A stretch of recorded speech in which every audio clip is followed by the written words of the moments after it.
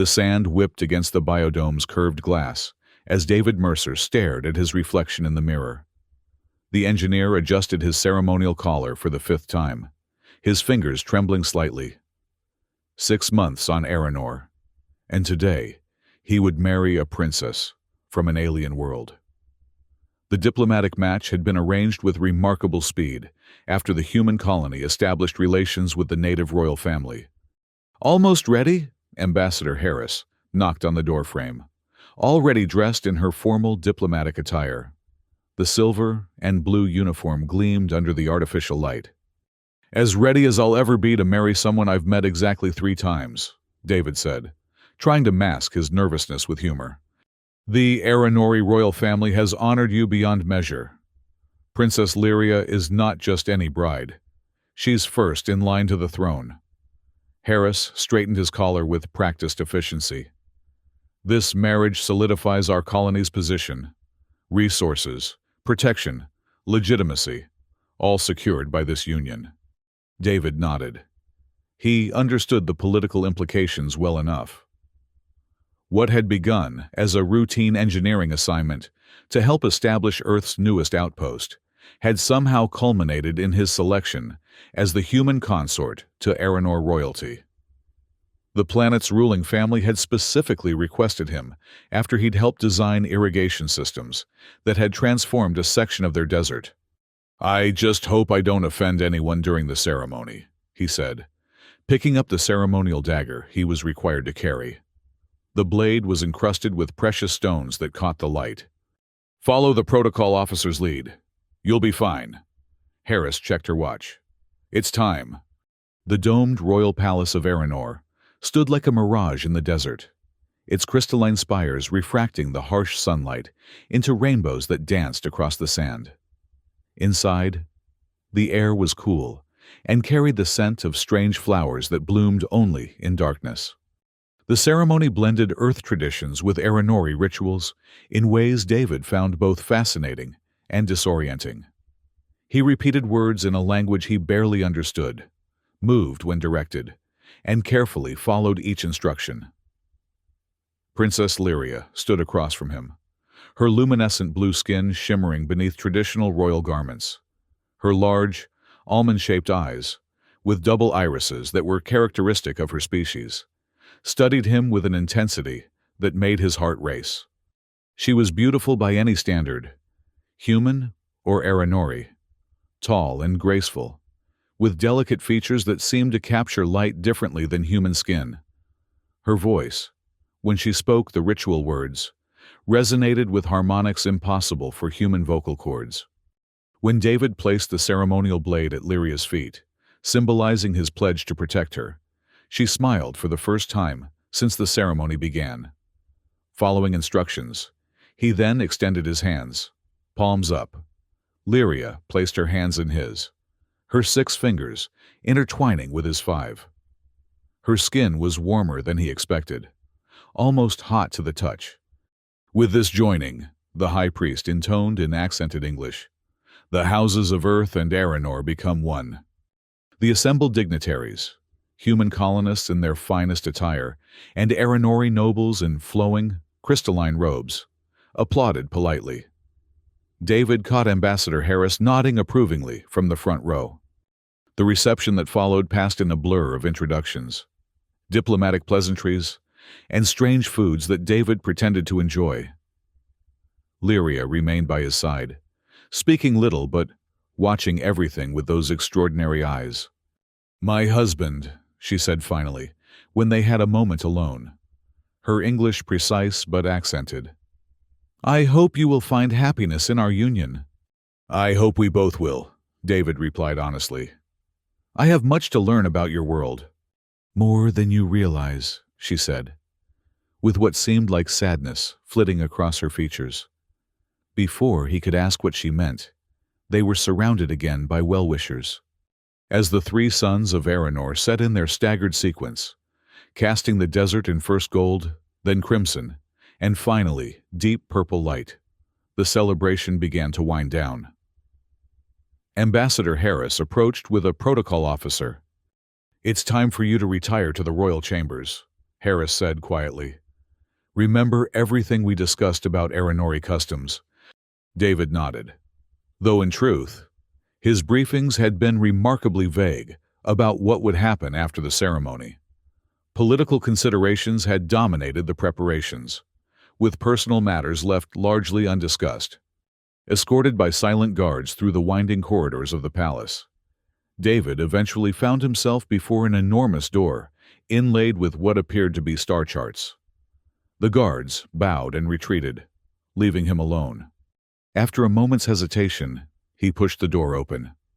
The royal bedchamber was vast, with a domed ceiling that somehow seemed to display the actual night sky above Aranor. Stars, twinkling in impossible clarity. The floor was warm beneath his feet, and soft lights glowed from recessed panels. At the center of the room stood a massive bed draped in shimmering fabrics. 3 women waited there. David froze in the doorway, certain he had entered the wrong room. But no, Lyria was unmistakable, now dressed in simpler garments of a silver material that caught the light like liquid. Beside her sat 2 other Aranori women, clearly related to Lyria, but each distinct. David. Lyria rose gracefully. Please enter and close the door.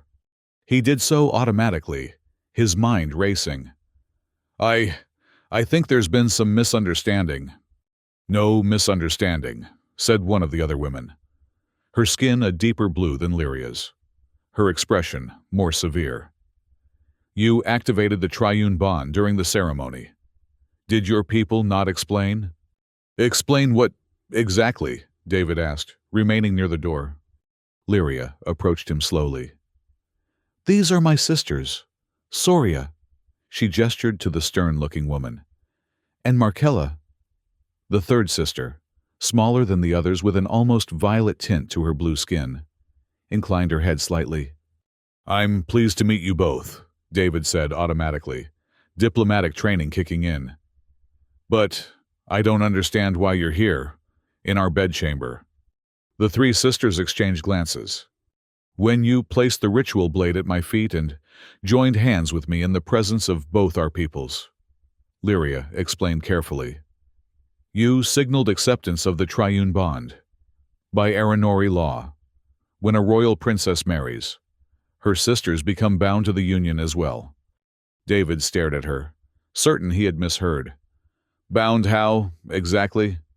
In all ways, Soria said bluntly. You are now husband to all 3 of us. The room seemed to tilt.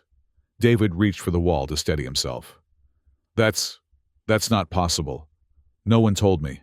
Ambassador Harris never mentioned. It was in the treaty documents. Markella spoke for the first time, her voice softer than her sister's. Page 47, subsection 12. The royal triune bond is sacred to our people. I never saw any subsection 12, David said weakly. I was briefed on diplomatic protocols, economic agreements, technological exchanges, not this. Your ambassador understood, Soria insisted. It was discussed extensively. The triune bond ensures the royal lineage remains strong. It is our most sacred tradition. David's mind raced. Had Harris known? Had she deliberately kept this from him? Or was this some terrible misunderstanding?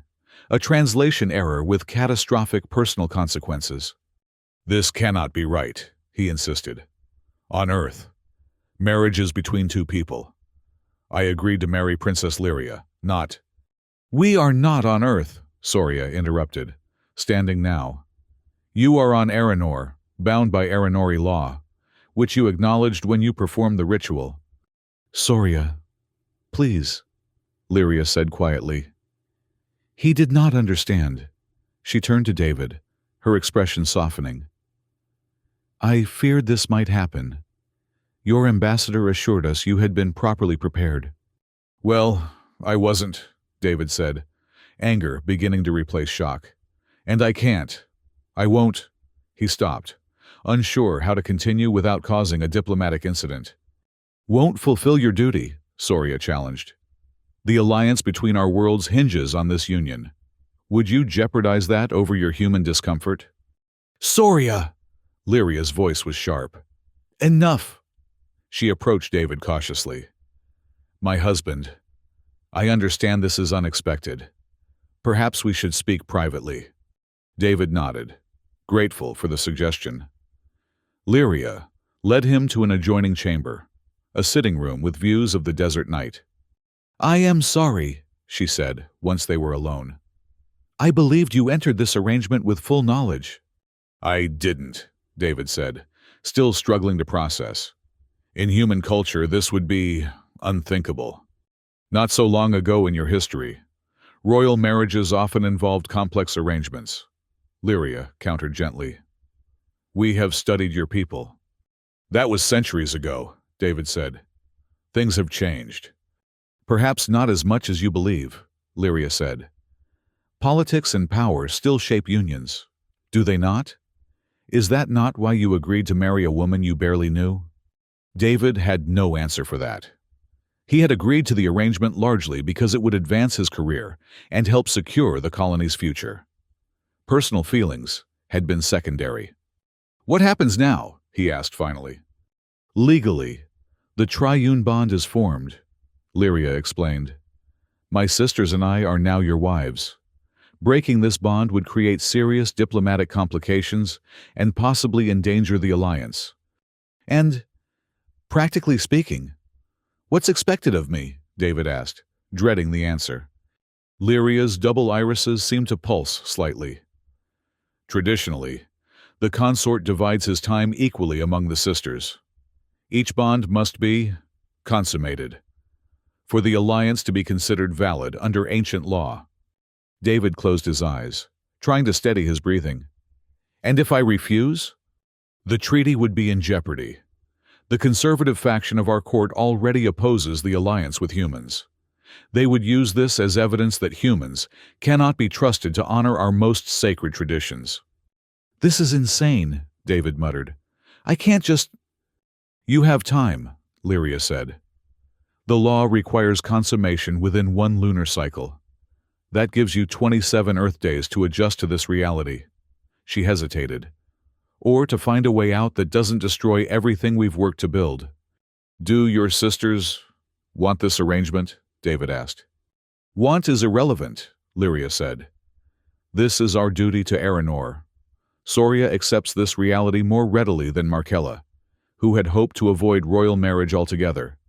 But neither will defy tradition. David paced the room, mind racing through options.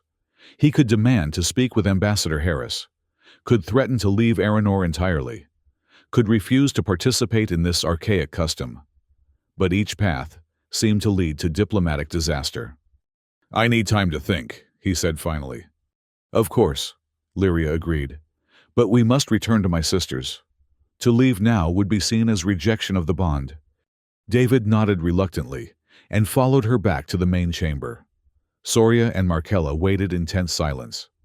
I apologize for my reaction, David said formally. This arrangement was unexpected. On Earth. Such customs are no longer practiced. Yet you are not on Earth, Soria repeated, though with less hostility than before.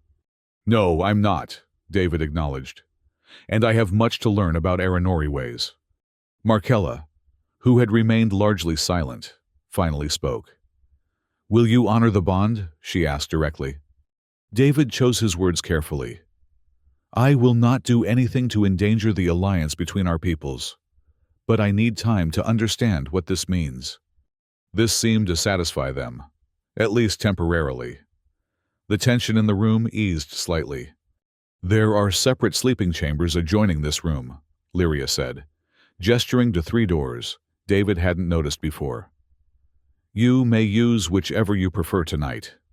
It was a diplomatic solution to an impossible situation. David nodded gratefully. Tomorrow, Lyria continued, we will begin to help you understand Aranori culture more fully. There is much you should know about your new position. My position? As royal consort to the Triune Princesses, Markella explained. It carries significant responsibilities beyond the personal aspects of our arrangement. David hadn't even considered the political implications. He was now married to not just one princess, but three, including the heir to the Aranori throne.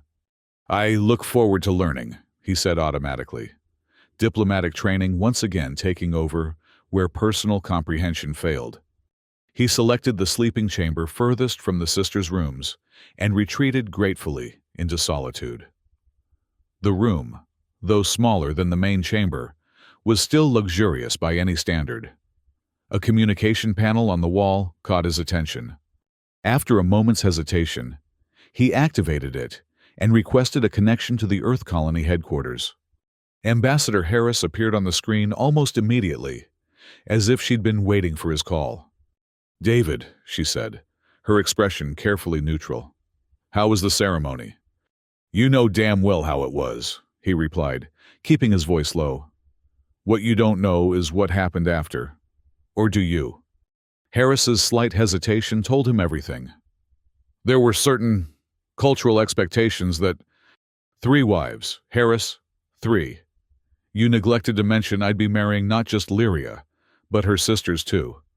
"It was in the documentation," Harris said defensively. "Subsection 12 clearly outlined." "Don't give me that. You know I never saw subsection 12. This was deliberately kept from me." Harris sighed. "The alliance is too important. David, the Aranori have technology and resources we desperately need. Their protection against the Vexari raiders alone is worth tricking me into a plural marriage?" David interrupted. "We didn't trick you," Harris insisted. "We simply emphasize certain aspects of the arrangement over others." "That's a diplomatic way of saying you lied by omission." "What would you have done if we'd told you?" Harris challenged. "Would you still have agreed?" David had no answer. Would he have? The benefits to Earth's colony were undeniable. His career advancement would be extraordinary. But 3 alien wives? "That should have been my choice to make," he said finally. "And now I have to figure out how to navigate this without causing an interplanetary incident." David ran a hand through his hair in frustration. "What do you know about this triune bond?" "It's sacred to them," Harris said. "The royal sisters are seen as a single spiritual entity divided into 3 bodies. To marry one is to marry all, at least in their tradition." "And my obligations?" Harris's professional demeanor slipped slightly. "That's between you and your wives." "Don't you dare take that tone," David said coldly. "You put me in this position, and I expect you to handle it with the diplomatic skill that made you the perfect candidate in the first place." Harris replied, professional mask back in place. "The alliance must hold, David, whatever that requires of you personally." "Is there any legal way out of this that doesn't involve diplomatic catastrophe?" Harris considered. "Not without serious repercussions. The conservative faction at court is already looking for any excuse to sever ties with us. This would give them exactly what they need." "So I'm trapped." "You're married to 3 beautiful princesses, and will likely become the equivalent of prince consort to the future ruler of Aranor," Harris said dryly. "There are worse diplomatic assignments." David ended the communication without responding. He sat on the edge of the bed, head in his hands, trying to process the bizarre turn his life had taken. Outside, the strange stars of Aranor wheeled slowly across the night sky, indifferent to the human engineer who found himself caught between worlds, cultures, and impossible expectations. Morning arrived with the staggered rising of Aranor's 3 suns, filling David's chamber with prismatic light. He had slept poorly, his dreams haunted by diplomatic disasters and Ambassador Harris's calculating face. A soft chime sounded, followed by Lyria's voice through a communication panel. "David, the morning meal awaits when you are ready to join us." He dressed in the clothes that had been provided, an Earth-style suit modified with Aranori decorative elements, and steeled himself for the day ahead. The princesses waited in a small dining area adjacent to the main chamber. They wore simpler garments than the previous evening, though still finely made. Markella, the youngest, looked up nervously when he entered, while Soria's expression remained guarded. Only Lyria offered a welcoming smile. "I hope you slept well," she said as he took the empty seat. "Well enough, thank you," David lied politely. The meal consisted of fruits and grain dishes that resembled earth food, but with subtle differences in color and texture. David ate mechanically, his mind still racing through possible solutions to his predicament. "You have questions," Lyria said finally, breaking the awkward silence. "Please ask them freely. We understand this is unfamiliar to you." David set down his utensils. "How common is this triune bond? Is it practiced throughout Aranori society, or only among royalty?" "Only within the royal line," Markella answered. "It dates back to the founding time, when 3 sisters saved our people during the Great Drought by dividing the last water equally among themselves. Their sacrifice created the first underground aquifers," Soria continued. "Since then, royal sisters have been considered a single spiritual entity in 3 bodies. To divide them would invite catastrophe." "But surely this is just symbolic now," David pressed. "A cultural tradition rather than a literal requirement." The sisters exchanged glances. "Our conservative factions take it very literally," Lyria said carefully. "They believe the royal sisters must remain unified in all things, including marriage, or risk the wrath of the ancestors." "And what do you believe?" David asked her directly. Lyria considered her answer. "I believe in honoring our traditions while adapting to changing times. The alliance with Earth represents such adaptation." "And your sisters?" "I support Lyria in all things," Soria said immediately, "including this alliance, despite my reservations about humans. And I prefer books to politics," Markella said with a small smile. "But I, too, stand with my sisters." David nodded slowly. "Ambassador Harris mentioned a conservative faction opposed to the alliance with humans. How serious is their opposition?" "Very," Soria said bluntly. "Led by our cousin, Prince Varric. He believes contact with humans will dilute our culture and compromise our sovereignty. He controls about 1/3 of the Royal Council," Lyria added. "Not enough to block the alliance, but enough to cause problems if given any opening."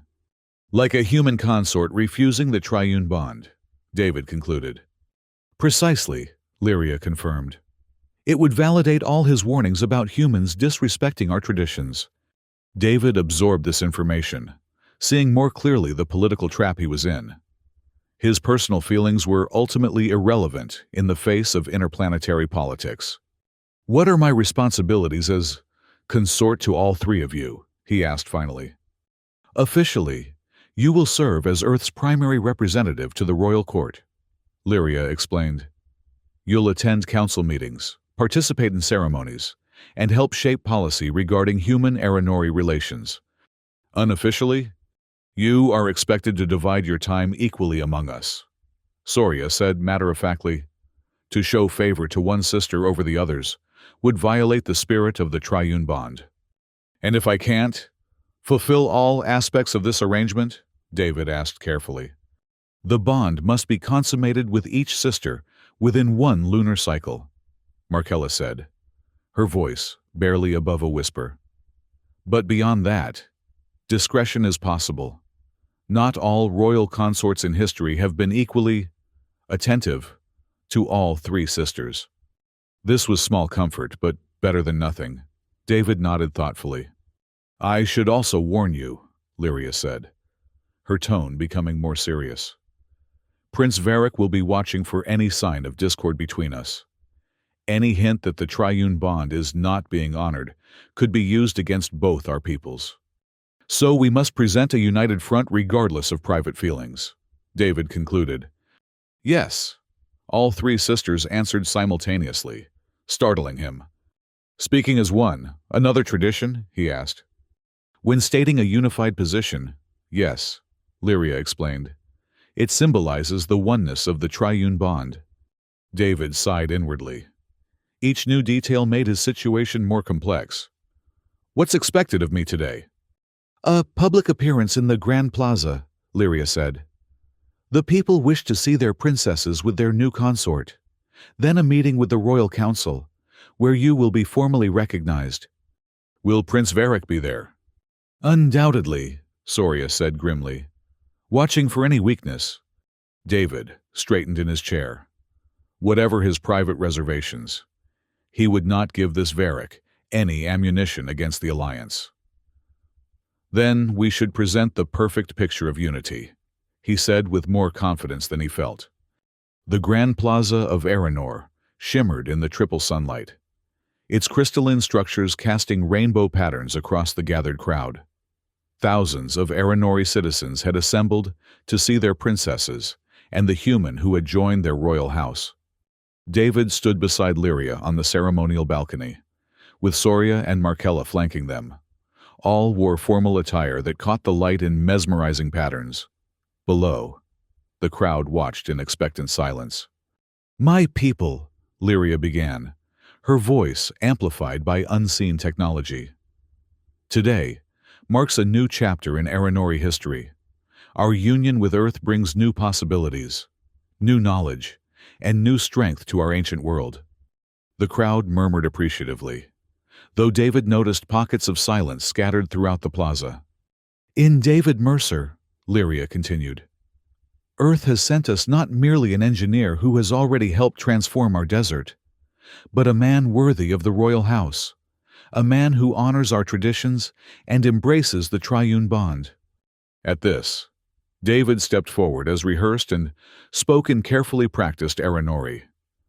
I pledge myself to Aranor, to its people, and to its princesses. May our worlds grow stronger together. The plaza erupted in cheers. Though again, David noted silent patches among the crowd. Opposition to the alliance was real and visible. As they withdrew from the balcony, David caught sight of a tall, imposing Aranori male, watching from a side entrance, his expression cold. The midnight blue of his skin marked him as royal blood. Prince Varric, I presume, David murmured to Lyria. Yes, she confirmed quietly. My cousin, don't let him intimidate you. I'm more concerned about what he might be planning, David replied. He doesn't look like someone who accepts defeat gracefully. He doesn't, Soria agreed, joining the conversation. Varric has opposed the Earth Alliance from the beginning. He believes our technologies should remain exclusively ours. Technologies? David questioned. I thought this was about cultural preservation. That's his public position, Markella explained softly. Privately, he fears what might happen if humans gain access to certain Aranori advancements. Such as? The sisters exchanged glances. That is a discussion for a more secure location, Lyria said. The Royal Council awaits us. The council chamber was a vast, circular room, deep within the palace. 12 Aranori elders sat at a crystalline table, with 3 larger chairs, clearly meant for the princesses, positioned at one end. A smaller chair had been added beside them for David. Prince Varric sat directly opposite, his posture rigid with disapproval. As David entered with the princesses, Varric's double-irised eyes fixed on him with undisguised contempt. The formalities proceeded with ritual precision. David was introduced to each council member, sworn to uphold Aranori law, and formally recognized as royal consort to the Triune princesses. Throughout, he maintained perfect diplomatic composure, despite the hostile glares from Varric and his supporters. When the ceremonial aspects concluded, the real discussion began. The water reclamation project proceeds ahead of schedule, Lyria informed the council. Thanks in large part to the engineering expertise provided by our Earth allies. And what do these allies receive in return? Varric asked pointedly. Besides a place in the royal bed? David felt Soria tense beside him, but maintained his diplomatic smile. Mutual defense, trade opportunities, cultural exchange, Lyria answered smoothly. All as outlined in the treaty this council approved. A treaty many of us opposed, Varric countered. And now we find humans inserted directly into the royal lineage, One wonders what other Aranori treasures will be handed over to these outsiders. Nothing that wasn't explicitly agreed upon. David spoke for the first time. Earth honors its commitments and expects the same in return. Varric's eyes narrowed. Bold words from someone who only yesterday learned what those commitments truly entail. He smiled thinly at David's surprise. "Oh yes, Consort Mercer. Word of your shock at the Triune Bond has already reached us. One wonders what other aspects of our arrangement you might find surprising." David felt a chill. How had Varric learned about his private reaction? Someone in the palace was feeding him information. "Any initial cultural misunderstandings have been resolved," David replied carefully. "I am fully committed to honoring Aranori traditions, including the sacred bond with all three princesses." "How convenient for you," Varric said with false pleasantness. "3 royal wives instead of 1. Humans must find this arrangement quite advantageous." "We find mutual respect and cultural understanding advantageous," David countered. "The specifics of royal marriage customs are merely one aspect of a much broader alliance. An alliance that grows more one-sided by the day," Varric said, addressing the council now. "We provide water reclamation technology, defense systems, medical advancements, and what do we receive? Basic engineering assistance we could have developed ourselves given time. The Vexari raiders would have given us no such time," Soria interjected sharply. "Or have you forgotten the 3 settlements destroyed before the human defense grid was established?" Varric waved this away. "Temporary setbacks, not worth selling our birthright." "No one is selling anything," Lyria said firmly. "The alliance benefits both worlds, as this council has already determined. Unless you wish to formally challenge that determination." "Prince Varric?" It was a direct challenge, and the council chamber grew tense. Varric would need majority support to reopen the alliance question. And, from the faces around the table, he clearly lacked it. "Not today, cousin," he said finally. "But circumstances change. Alliances shift. We shall see what tomorrow brings." The threat hung in the air as the meeting concluded. As they left the chamber, David felt Markella's hand briefly touch his arm. "Be careful," she whispered. "Varric doesn't make idle threats." Back in the royal quarters, the sisters convened in the main chamber with David. "Varric knows too much about what happens in our private chambers," Lyria said, her concern evident. "Someone is informing him." "A servant," David suggested. "Possibly," Soria said. "Or surveillance technology. Varric has connections to our security forces."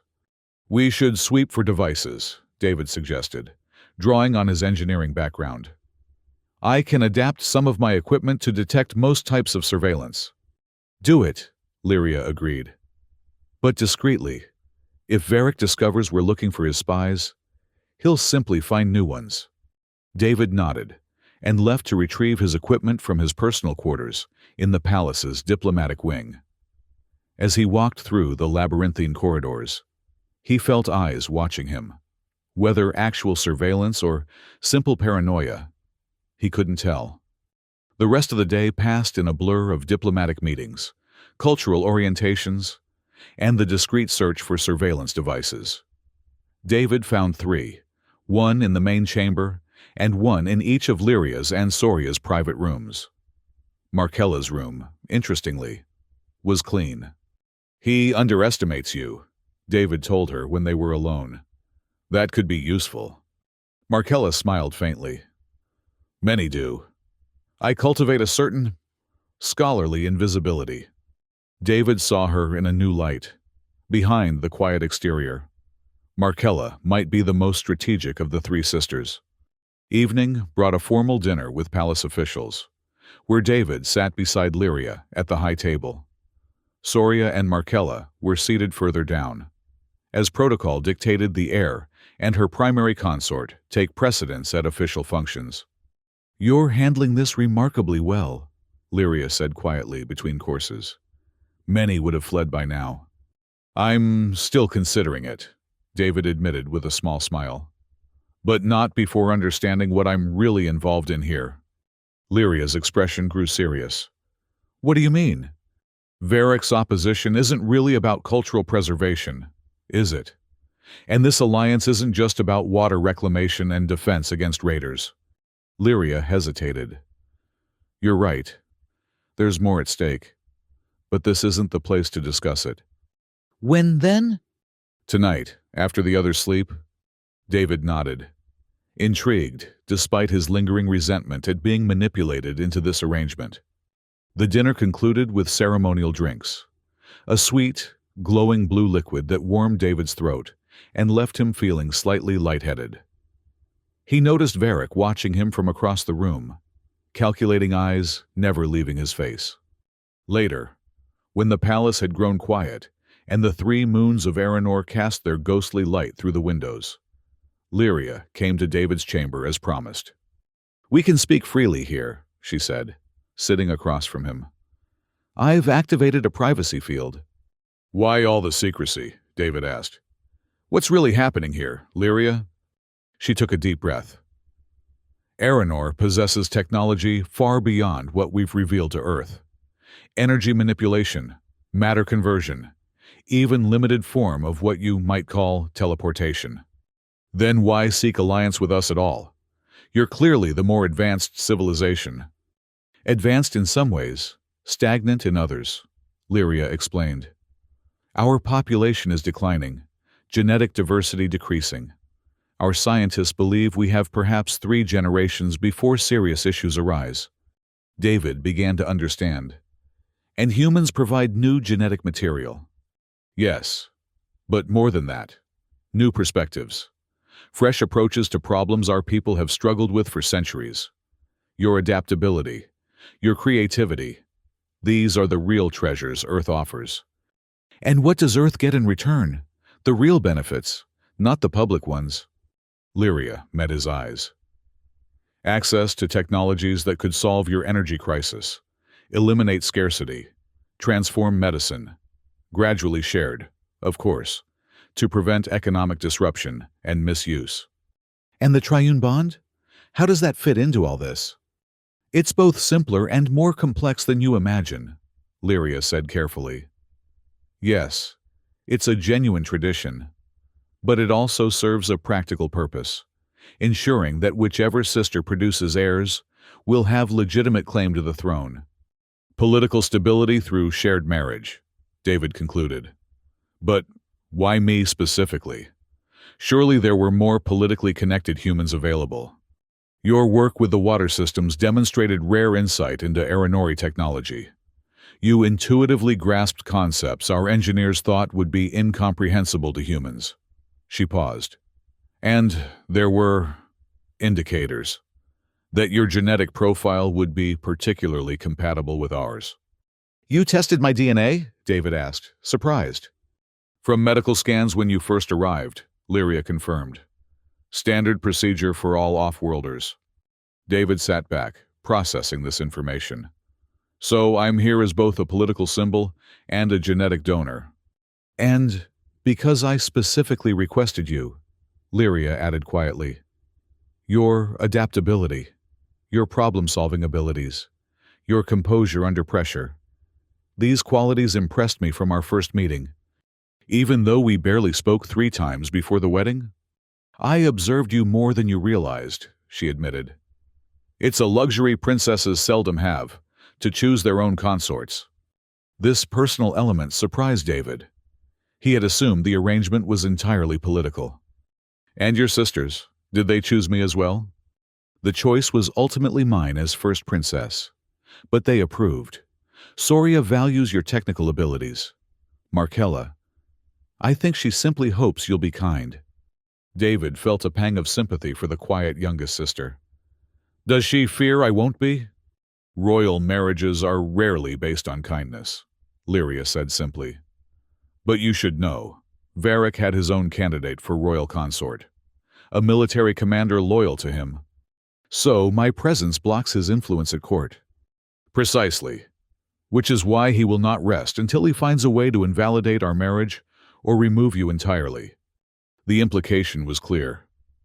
You think he'd go so far as assassination? I think Varric believes he's protecting Aranor from dangerous foreign influence. There are few limits to what he might do in service of that belief. David stood and paced the room, processing this new information. His predicament was far more complex and dangerous than he had initially realized. "Why tell me all this now?" he asked finally. "Because tomorrow marks the beginning of the Renewal Festival," Lyria explained. "A time when the royal family traditionally appears before the people at multiple public events. You'll be exposed, vulnerable. And Varric might see opportunity. Yes, you needed to understand the true stakes." She rose to leave. "Rest now. Tomorrow will be challenging." As she reached the door, David called after her. "Lyria, thank you for your honesty." She paused, looking back at him with those extraordinary double-irised eyes. "In time. I hope there might be more between us than political necessity." After she left, David lay awake, considering his options. He could still attempt to extract himself from this arrangement, return to Earth, resume his ordinary life. Ambassador Harris would be furious. The alliance might collapse, but he would be safe. Or he could embrace this extraordinary turn his life had taken. 3 alien wives, royal politics, advanced technology, and the very real possibility of assassination. As Aranor's moon set and the first sun began to rise, David made his decision. The Renewal Festival transformed the normally austere capital into a riot of color and sound. Streets filled with Aranori citizens in ceremonial attire. Crystalline decorations refracted sunlight into dazzling patterns, and strange music echoed from every corner. David accompanied the 3 princesses to the central temple, where tradition required the royal family to receive blessings for the coming year. Dressed in formal attire that marked him as royal consort, he drew curious stares from the gathered crowds. "Remember to stay between Soria and me at all times," Lyria murmured as they processed through the temple's massive doors. "Markella will follow behind. This formation offers the most protection." David nodded, suddenly acutely aware of how exposed they were. Palace guards formed a perimeter, but in these crowds, an assassin could easily get close. The blessing ceremony proceeded without incident, though David noticed Prince Varric watching from a privileged position near the altar, his expression unreadable. The religious aspects, involving sacred water, crystalline objects, and chanting in ancient Aranori, were largely incomprehensible to David. But he followed the princess's lead, kneeling and rising when they did. As they prepared to leave the temple, Markella suddenly gripped David's arm. "Something's wrong," she whispered, her eyes scanning the crowd. "I sense disruption patterns." "What do you mean?" David asked. But Lyria overheard and immediately signaled the guards. "Markella has certain sensitivities," Lyria explained quickly. "If she senses danger, we take it seriously." The guards tightened formation around them as they exited the temple. The bright sunlight momentarily blinded David after the temple's dim interior. That's when he heard the distinctive whine of energy weapons powering up. "Down!" he shouted, instinctively pushing Lyria and Soria to the ground as energy bolts sizzled through the air where they had been standing. Markella had already dropped to a crouch, her reflexes surprisingly quick. The square erupted in chaos. Guards returned fire at attackers positioned on surrounding rooftops. Civilians screamed and scattered. David, training kicking in from mandatory colonial security drills, kept his body protectively over the princesses. "The transport," Soria gasped, pointing to their hover vehicle some 20 meters away. "Too exposed," David countered, scanning for alternatives. "There, the service entrance." Guards formed a protective corridor as David helped the princesses to their feet and hustled them toward the small door he'd spotted. Energy bolts continued to rain down, keeping the guards pinned and unable to effectively return fire. As they reached the service entrance, David glanced back and saw Prince Varric watching calmly from the temple steps, making no move to seek cover. Their eyes met briefly, and Varick's expression remained impassive, almost expectant. Inside the service corridor, David secured the door behind them. "We need to contact the palace security," he said, reaching for his communication device. "Communications are being jammed," Soria reported, checking her own device. "This was well planned." "It's not over," Markella warned, her voice tense. "There's something—" The wall beside them exploded inward, showering them with debris. Through the dust, David saw 3 armed figures in stealth gear entering the breach. Without thinking, he grabbed a piece of broken piping and lunged at the first attacker, catching them off guard. The pipe connected with the attacker's head with a satisfying crack, dropping them to the floor. Soria, displaying unexpected combat skills, engaged the second attacker with precise martial arts movements. Lyria pushed Markella behind her, reaching for what appeared to be a concealed weapon in her ceremonial robes. The third attacker raised an energy weapon toward Lyria. David, seeing no alternative, threw himself at the attacker's legs, disrupting their aim. The energy bolt discharged into the ceiling, raining more debris down on them. Rolling with the attacker, David managed to pin their weapon arm to the floor. "Who sent you?" he demanded. The attacker responded by headbutting David, momentarily stunning him. As David's grip loosened, the attacker reached for a second weapon. A blur of movement. And suddenly, Markella was there, pressing her hand to the attacker's forehead. The attacker went rigid, then collapsed, unconscious. David stared at the youngest princess in shock. "What did you do?" "Neural disruption," she said quietly. "A family gift." Behind them, Soria had subdued her opponent, while Lyria's concealed weapon had incapacitated the first attacker David had struck. "Palace security will have detected the explosion," Lyria said, helping David to his feet. "We need to move before more attackers arrive." "You think there are more?" David asked, still processing Markella's unexpected abilities. "This was too well coordinated to be an isolated attack," Soria said grimly. "We should assume the worst." They made their way through service corridors, avoiding main passages where they might be exposed. David's mind raced. The attack bore all the hallmarks of professional assassins, coordinated, well-equipped, informed about their movements. "Varick," he said as they paused at a junction. He knew this was coming. "I saw him watching from the steps, completely unconcerned about the attack." "Suspicion isn't proof," Lyria cautioned. "My cousin is many things, but he's never resorted to violence against the royal family before." "People change when power is at stake," Soria countered. "And with the Earth Alliance threatening his vision for Aranor, he may have decided more direct action was necessary." "We need to reach the secure rooms in the palace," Markella urged. "There's a transport hub 2 levels down that should still be operational." As they descended toward the transport hub, David's engineering instincts tingled. "Wait," he said, holding up a hand.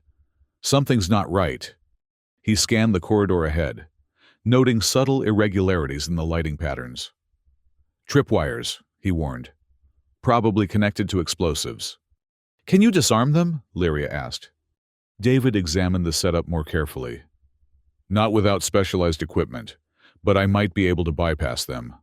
Using his engineering knowledge and the princess's insights about Aranori technology, David carefully identified the trigger mechanisms. They appeared to be standard Aranori security devices, repurposed for lethal intent. "If I can access the control node," he muttered, tracing wiring patterns to a small panel near the floor, "I might be able to create a safe corridor." Soria knelt beside him. "Allow me," she said, producing a small tool from her robes. "Royal security protocols are keyed to our biopatterns." Working together, they managed to create a narrow path through the tripwire field, single file. They navigated the treacherous corridor, David going first to ensure the path remained safe. They had nearly reached the end when a distant explosion rocked the building. "They're systematically searching for us," Lyria concluded grimly, "destroying areas after checking them." "The transport hub won't be safe," Markella said. We need an alternative. David thought quickly. What about the water reclamation facility? My access codes should still work, and it's connected to the palace through maintenance tunnels. The princesses exchanged glances. It's our best option, Lyria decided. Lead the way.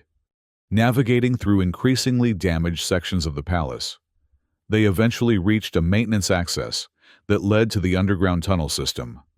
David's engineering credentials granted them entry, and soon they were moving through the dimly lit tunnels that housed Aranor's vital infrastructure. If we can reach the central facility, David explained, as they hurried along, we can access emergency communications and contact loyal forces. Assuming there are any left, Soria said darkly.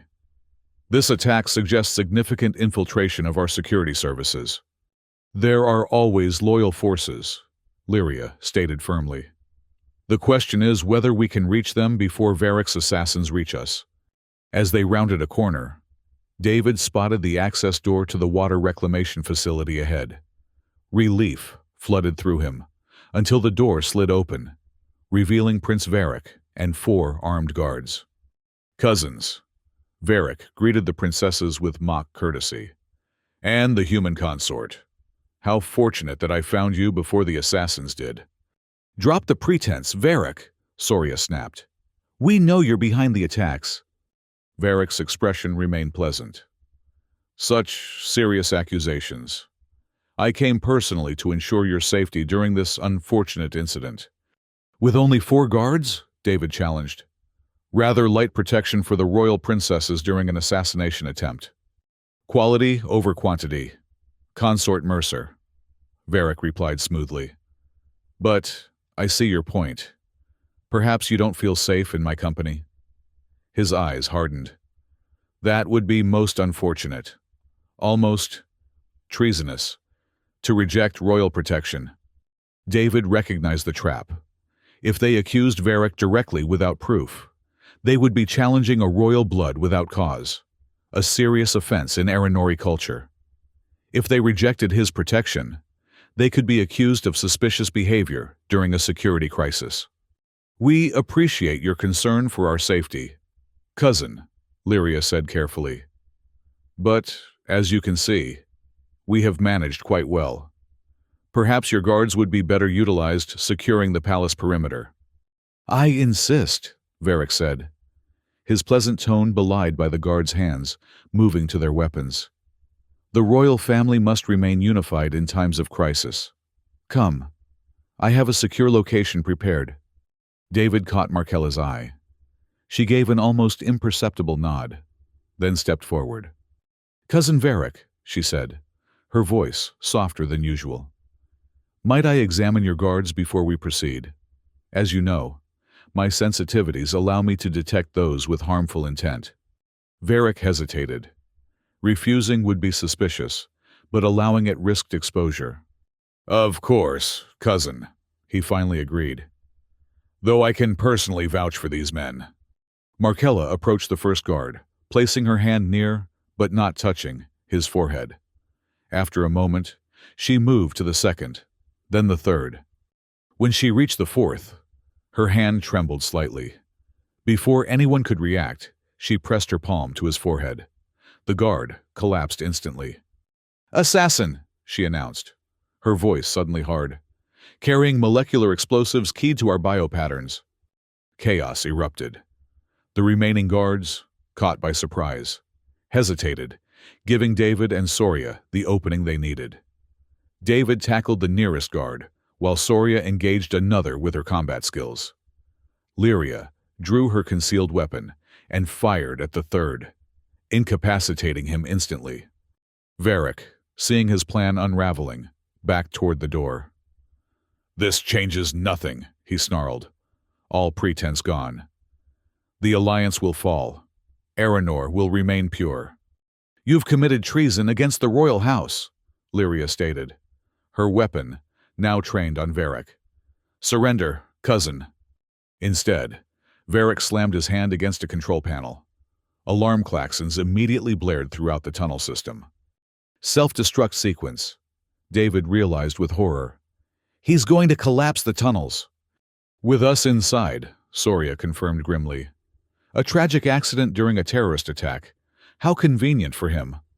Varric smiled coldly. The Royal Council will appoint me regent in your absence. Earth's influence will be purged. Aranor will return to its true path. He turned to flee, but Markella was suddenly before him, moving with unexpected speed. Her hand pressed against his forehead before he could react. Not this time, cousin, she said as he collapsed. David was already at the control panel. His engineering knowledge focused on stopping the self-destruct sequence. It's locked out, he reported tensely. We have maybe 3 minutes before the tunnel supports fail. The water facility, Lyria decided. It's hardened against structural collapse. If we can reach the main chamber, we might survive. They dragged the unconscious Varric with them, both as prisoner and as leverage, and raced for the facility's core. Around them, support beams began to groan as the self-destruct sequence progressively weakened the tunnel structure. The water reclamation facility's main chamber was a vast circular room dominated by purification equipment and massive storage tanks. Designed to withstand Aranor's frequent seismic disturbances, it offered their best chance of survival. Seal the pressure doors, Soria ordered as they entered. David complied, engaging the emergency locks that would isolate the chamber from the collapsing tunnels. The ground shook violently as the self-destruct sequence reached its climax.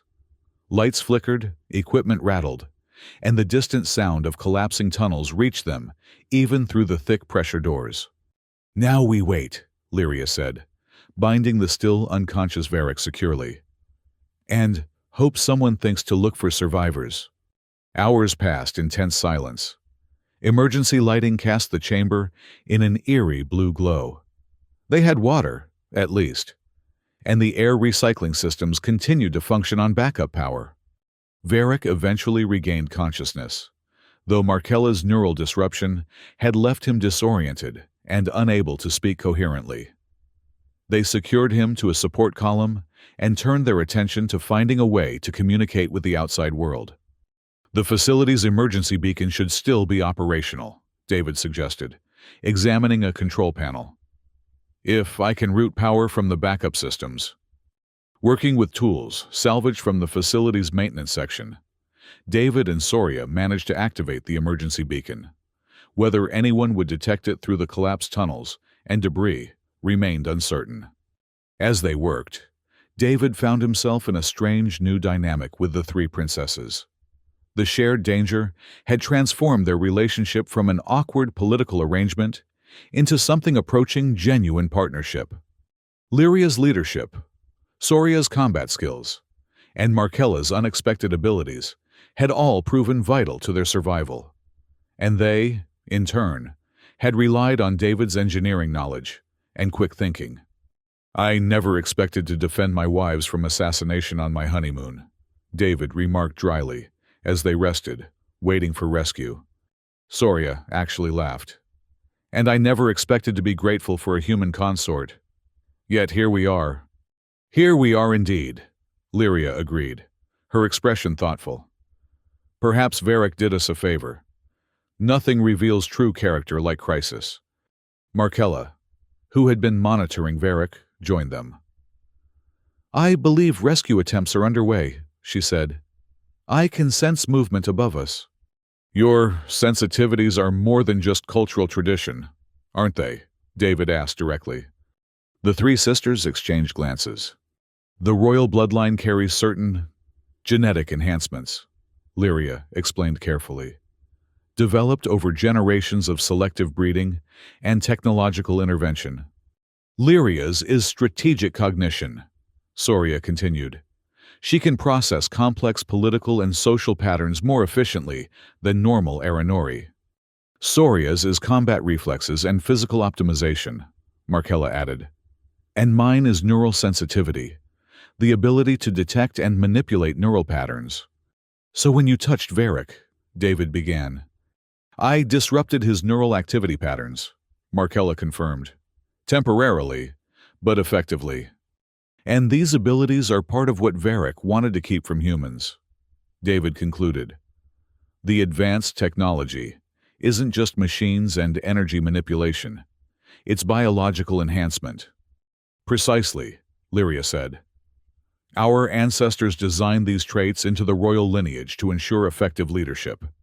Varric fears what might happen if such technologies were shared with humans.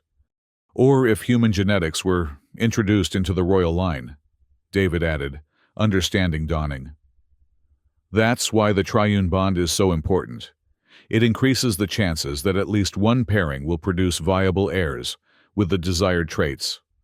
Yes, all three sisters confirmed simultaneously. David absorbed this revelation. His marriage wasn't just political.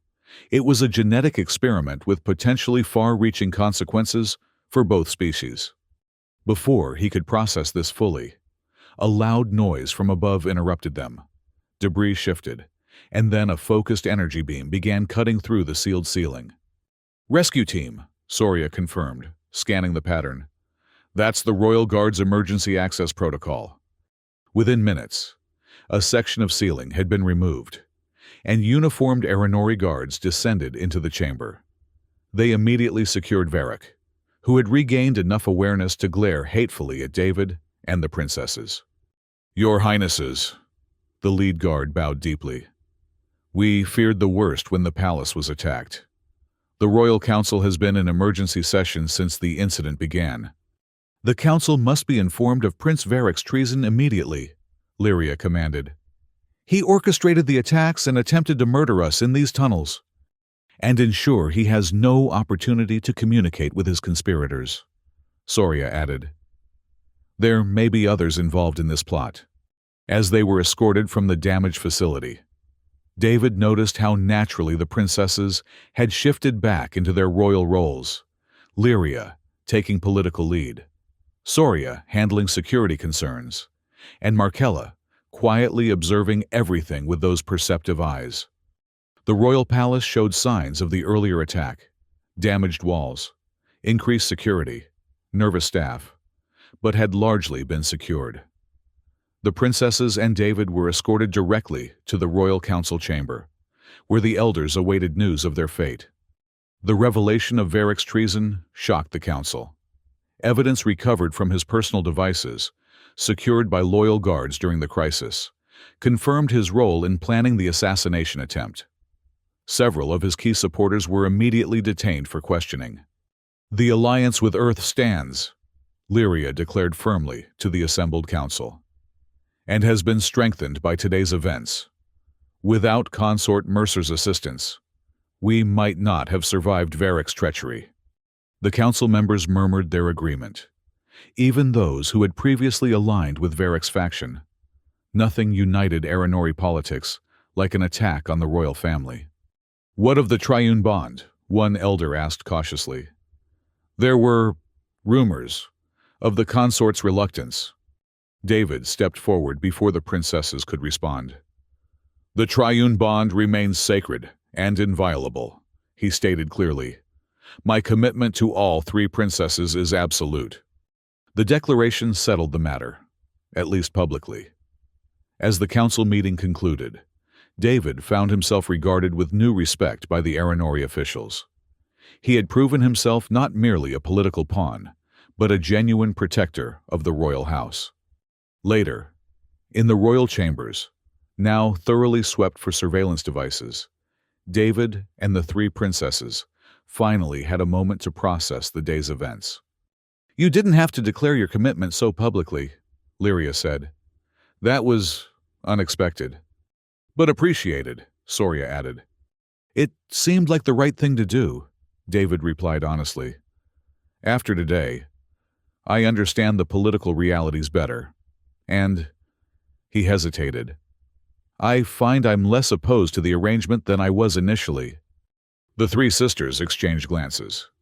What changed? Markella asked softly. David considered the question. Fighting alongside you, seeing your courage, your abilities, your commitment to your world. It's given me a different perspective. This isn't just politics anymore. It's about something larger. The alliance? Lyria suggested.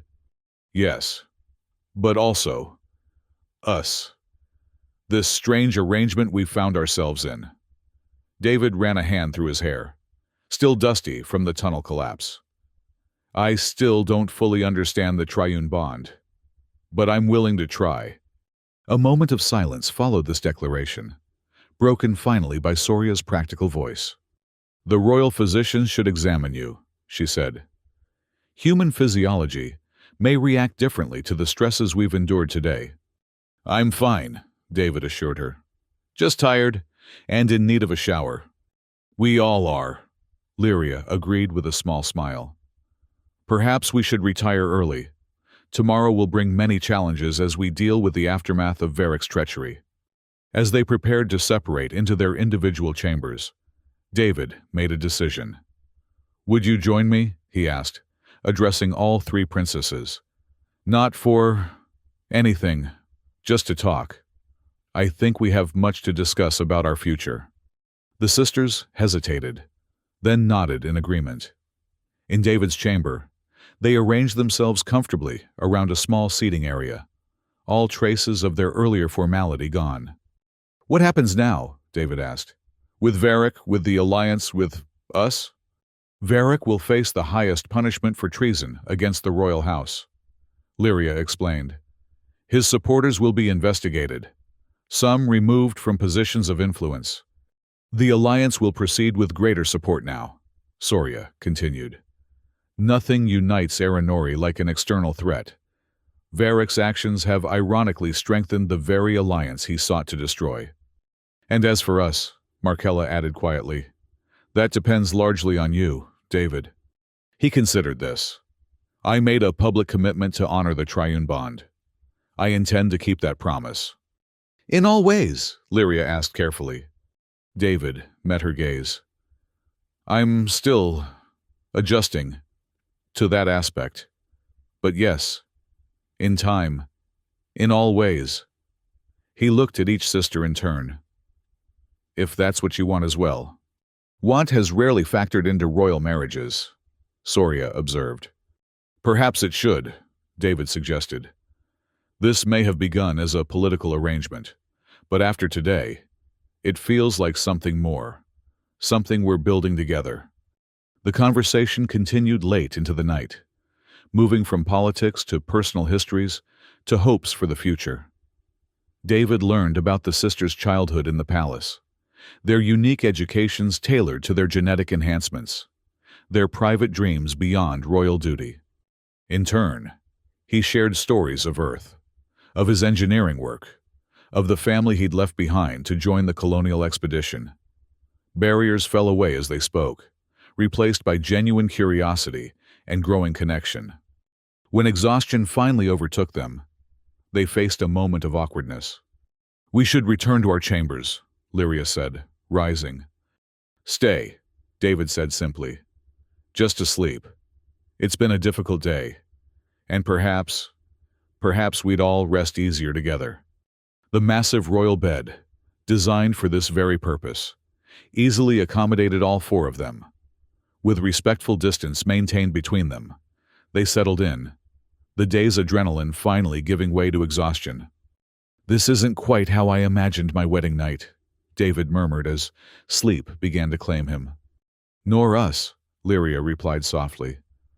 But perhaps it's better this way, a foundation built on something real. As Aranor's moons cast their light through the chamber windows, David reflected on the extraordinary turn his life had taken. 3 days ago, he had been a simple engineer assigned to a diplomatic marriage he barely understood. Now he was royal consort to 3 alien princesses, survivor of an assassination attempt, and unexpected defender of an interplanetary alliance. The path ahead remained uncertain. Cultural differences would need to be navigated, political challenges overcome, personal relationships carefully developed. The triune bond would require delicate balance and genuine commitment from all involved. But as he drifted toward sleep, surrounded by the 3 extraordinary women who were now his wives, David felt something unexpected, a sense of rightness, of possibility, even of hope.